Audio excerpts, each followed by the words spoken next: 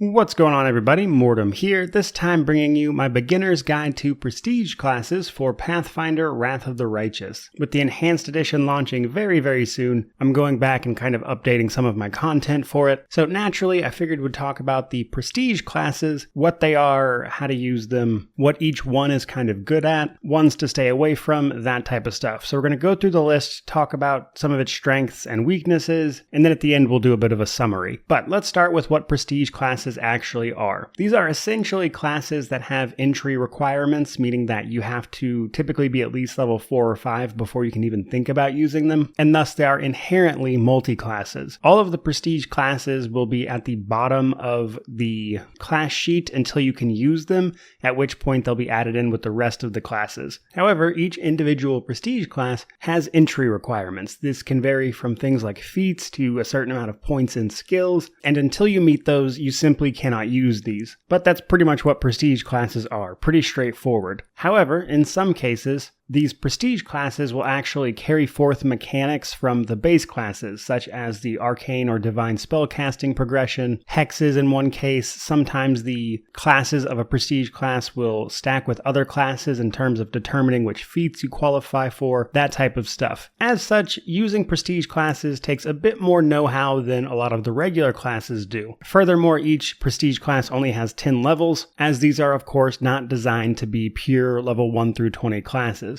Now, with no further ado, let's actually start talking about some of these individually, starting at the top with Aldori Swordlord. Truthfully, this is one of the weaker prestige classes overall, and this is primarily because what it gets are things you can basically get elsewhere without having to do everything to meet the requirements to use this particular prestige class. At level 1, you get dex to damage. Instead of having to use your strength for your damage bonuses, you can use dexterity, but you can get that through other means already. They also get something called Shatter Confidence, which you can essentially get from other places as well via feats. So while the Aldori Swordlord isn't the worst option, it's just not a very elegant one. Could you use it? Sure, but you probably won't want to. And that brings us to Arcane Trickster. This is one of the better prestige classes, period, and this is because it will allow you to use sneak attacks with your spells, which is one of the best damage options for blaster casters, as they like to be called, or basically damage-focused casting classes. However, in this particular game, we did get the addition of Bolster Metamagic, which did take away the steam from Arcane Trickster a little bit, but it is still very effective, as being able to sneak attack with Arcane Trickster is still a fantastic option. And with their impromptu sneak attack class feature, they will be able to apply sneak attacks in situations where they normally wouldn't get them, which combined with Wrath of the Righteous's very liberal approach to sneak attacks, it's a very strong way to play the game. But that of course brings us to Assassin. Assassin is probably the worst class in the game, period, prestige or otherwise. Even on lower difficulties, you probably wouldn't want to use this. And that is purely because most enemies are immune to the main thing this thing tries to do. So assassins specialize in poison use, which allows them to apply poisons that deal ability score damage. However, like I said, most enemies you're going to fight are completely immune to this. There is no way to bypass that on your end. They are just flat out immune to the main thing this class tries to do. Unless you're playing on like story or something for roleplay value, do not pick Assassin, it's terrible. But that brings us to Dragon Disciple. Dragon Disciple, on the other hand, is quite good, though typically speaking, you won't see a lot of people going all 10 levels in this. This is a very common 4-level dip, as the first 4 levels of Dragon Disciple are very strong and can get you quite a bit of stuff. Bonuses to your strength score, bonuses to your AC, and extra use of your breath weapon if you're already a sorcerer. These 4 levels of Dragon Disciple will carry forward your Draconic bloodline if you have one from being a sorcerer or potentially another class that gets one. However, much beyond that, you don't see a lot of people use it, mostly because the benefits from everything after level 4 tend to fall off. So if you're on normal or something and you really want to lean into the Draconic bloodline part of your sorcerer, you can pick up the whole 10 levels of Dragon Disciple, it'll work fine. But for the more efficiency-oriented people, you're probably only going to take 4 levels of Dragon Disciple. Now that brings us to the Duelist. Duelist is an interesting one because it has an amazing synergy with one particular class, but that particular class probably also wouldn't necessarily use it because the pure version of that class, the Magus Sword Saint, is already theoretically the highest damage in the game as it is. But nonetheless, it can be very fun. And outside of that like one very specific instance, Duelist isn't that great, but it does have a good amount of roleplay value via,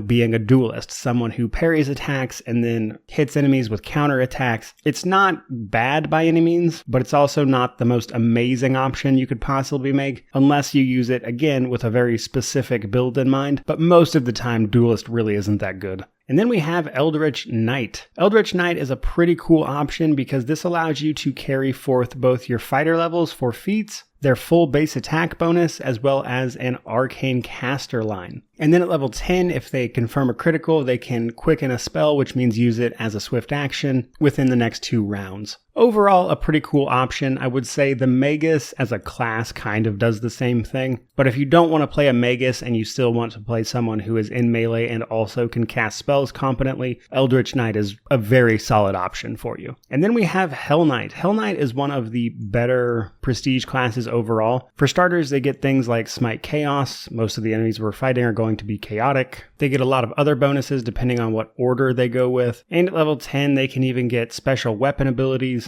just from being a Hellknight. Now, in terms of raw damage, there are a few better options, but if you really want to play a heavily armored Hellknight, it's actually a very solid option for you. And it fits in with the theme of the entire adventure path very well. So it does very well damage-wise, even if it's not like the best of the best, while simultaneously being very roleplay friendly. And because of that, Hellknight is a fantastic option for people, which makes Hellknight Signifer, which I'm probably definitely going to call Signifier at some point, a kind of bummer. This class is a real letdown. Hellknight Signifier is essentially a spellcasting Hellknight, but the problem here is that it uses heavy armor, and armor in Pathfinder 1e is not well balanced. Combine that with the mythic ability Archmage armor, and heavy armor casters are actually at a disadvantage when it comes to ironically boosting their AC, which makes this kind of less interesting as a result. It's still an option, like if you really want to play this, you can. I probably wouldn't take it into the higher difficulties, but it's an option if you want it to be, but overall it's much weaker than it really should be, which is a bummer. And then we have Loremaster, again, one of the best prestige classes you can pick. Loremaster is great for casters that have uninteresting class features, to be honest. So if your class features for your casting class don't actually give you much, you can pick up Loremaster and use this to get off-class spells, feats, that type of stuff. They get to pick up secrets every few levels, which can be feats and spells from other casting classes, as well as a few other things. Overall, pretty cool option. Very common, and a very great option for classes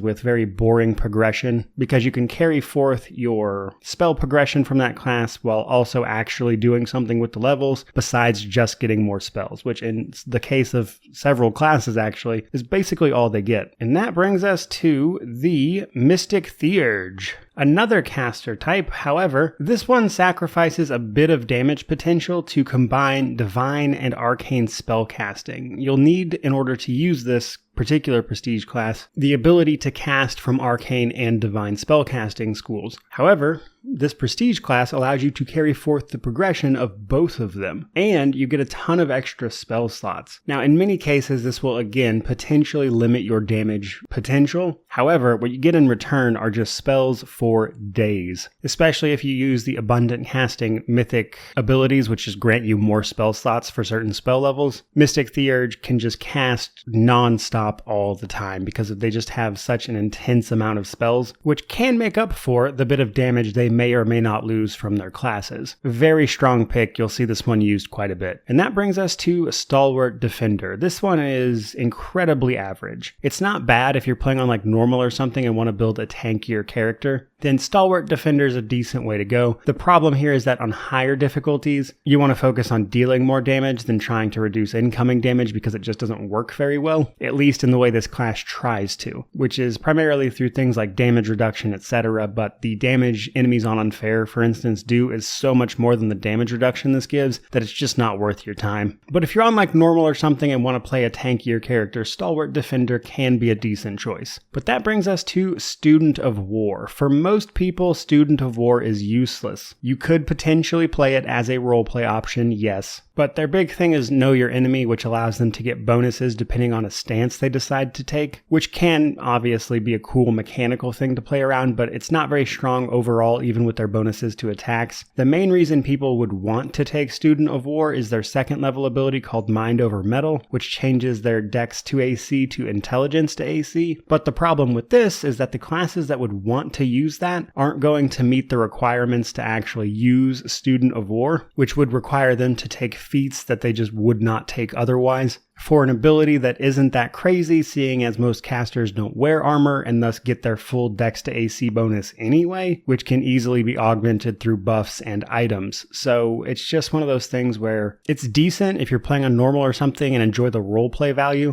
You can absolutely play this, but the min-max reason, if you would, that people would want to take this for is kind of more trouble than it's worth. And that brings us to Winter Witch. Winter Witch is a pretty cool idea, but it is incredibly niche. This is basically for shaman and the actual witch class that want to carry forth their hexes, while also specializing in cold spells. The problem with this is that there's not a lot of great cold spells in the game, and one of its key abilities, Unearthly Cold, is just outright a worse version of a mythic ability called Ascendant Element Cold. Unearthly Cold will bypass resistances to cold by half, but if you pick up Ascendant Element Cold, you completely bypass them with your cold spells, which means if you want to take 6 levels in Winter Witch to get the increased caster level to your cold spells, it could potentially be useful and it has a ton of roleplay value, but the issue is it's a very niche choice that is basically only good for one build, which means most people are never going to use it. But that's the general gist of all of the individual prestige classes, so just to kind of summarize and talk about the best ones. From the top, Arcane Trickster is fantastic. If you're going for a max damage spellcaster, most people are going to pick up Arcane Trickster, especially if they're using ray attacks. Assassin is absolutely terrible, don't ever pick that. Dragon Disciple makes a fantastic 4-level dip.